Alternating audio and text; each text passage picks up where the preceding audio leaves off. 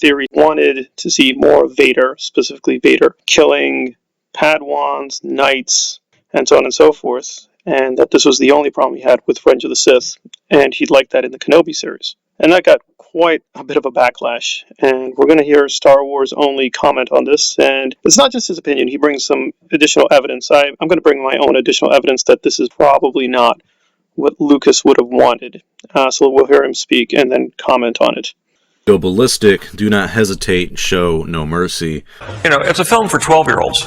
And after this tweet, basically everyone made fun of him for a few days, since it does kind of sound like a fan fiction of a 12-year-old boy playing Battlefront 2. And because of that, a lot of people started teasing him about it, just basically joking that he wants to see more poor children be killed by Anakin because of that scene that we had with him and the younglings in Revenge of the Sith. We already had a big hint that he was marking them kids. So later Theory kind of backtracks and says the only people saying that he wants to see kids die are people trying to fit their narrative about him. I mean, that's... Even though he literally puts Padawans as the first thing that he wants to see Anakin slaughter, and Padawans are often teenagers, like Ahsoka, who was 14 at the time of the Clone Wars, and I don't know about you guys, but I would say a 14-year-old Padawan is still a kid. Also not a big fan of pulling the victim card. If you get called out for, a kind of just bad tweet or just something that people found stupid, doesn't mean you're a victim. I'm sorry. I don't think the real problem here is that Theory wants to see kids dying at the hands of Anakin. I think there are really only two problems with this tweet. One is he's trying to get a show about Obi-Wan Kenobi to have flashbacks of a scene that literally has nothing to do with Obi-Wan Kenobi, or his show, or the story at all. Also, the biggest problem with this tweet is that it shows exactly why sometimes it's not the best to listen to fans about what we should see in Star Wars.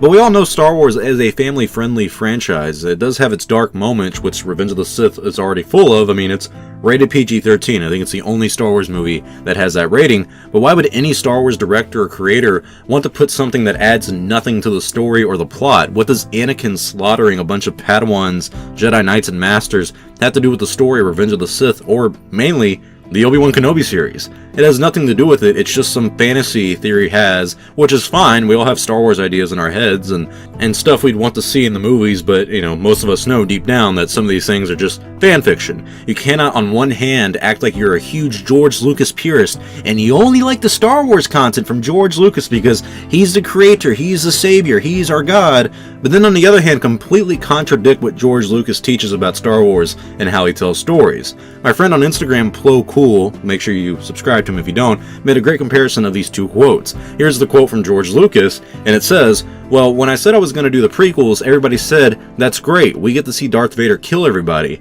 And I said, that's not the story."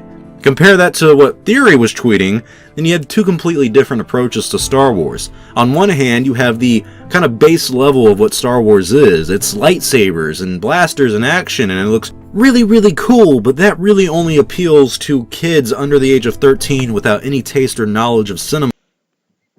Alright, so I think we got enough context in terms of what Theory said and how he tried to clarify, saying he wasn't, quote, wanting to see children, per se, be killed. He just wants to see more of Anakin fall to the dark side. And we're getting into technical questions of the Padawans, like how old are the Padawans, how young are they? Again, the mythology is not totally clear. It does seem the Jedi recruit children when they're very, very young. And specifically in the context of what he's talking about, Anakin attacks the temple, and we do see him literally, kill children, right? We see one scene where he slices one up. So I guess the question becomes, where do we cut the line between child, teenager, adult? But he does say it. He wants to see Padawans as well as knights and others be killed.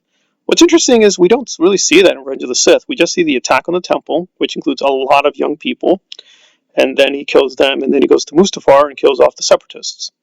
So if he wants what he wants, we'd actually have to go back and change Revenge of the Sith. So it doesn't quite make any sense.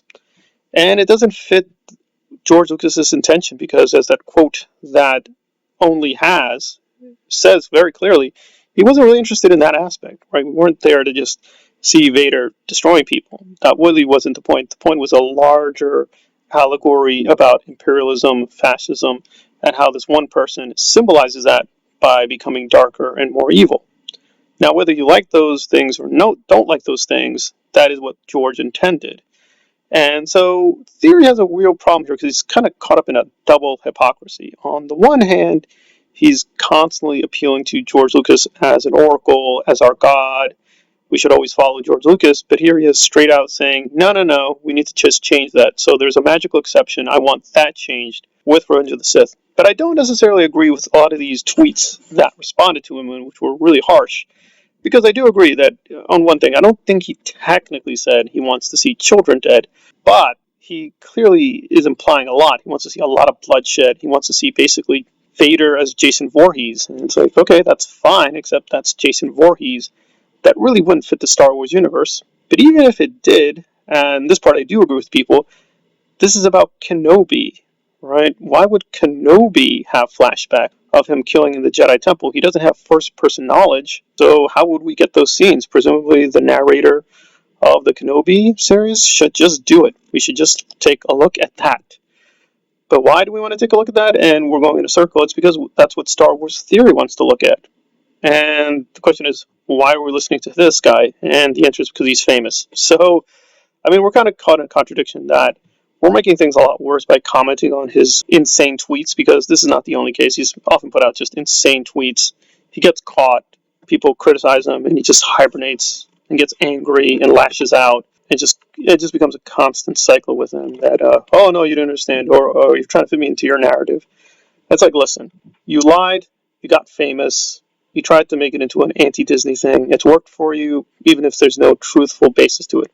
And that's it. That's all he is. He's a grifter. That's fine. Many YouTubers are grifters. That's fine. It's just a fact of how it works, and he's really famous, and he's making a lot of money, which is what I think my take on this would be, which is like, if you want to see this stuff, you can do it. You can hire actors. You have enough money and power and clout to do this for yourself.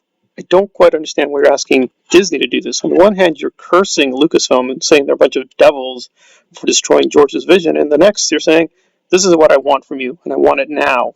So he's just coming off like an impetuous baby, just making these ridiculous demands all the time. And if we don't agree with him, then we're monsters too, apparently. So it's just kind of normal with him. He just throws out these tantrums. But I think here it is interesting because he doesn't have Pablo Hidalgo or somebody to blame. So he has to just take responsibility for this and say, yeah, you just said something that was really strange and weird. It's kind of like a fan fiction, but you want it to be canon. And hey, a lot of fans want their fan fiction to be canon. But I would agree we want to see more of Anakin and more of Vader's psychology. But this specific thing, I guess a few more moments with him, again, being fully genocidal. You can't get out of that. But we've seen him destroy Alderaan, right? We've seen him kill a lot of people. So we might gain a little bit more by having some specific shots being much more brutal and being much more graphic. But why should this be a central focus? Why should they spend that much time on this? That seems a little more weird. I mean, if anything, that would be a very small part of what I would want to see in terms of curing issues with Revenge of the Sith, because there's a lot we don't understand by why Vader did what he did. But this little aspect he's asking for, I don't think would answer that many questions. It would answer, at best, very few questions we have about why things happened in terms of the events that we see in Revenge of the Sith. All right, this has been Star Wars Analyzed on Star Wars Theory and the question of fan fiction in the Star Wars universe. Thanks for listening.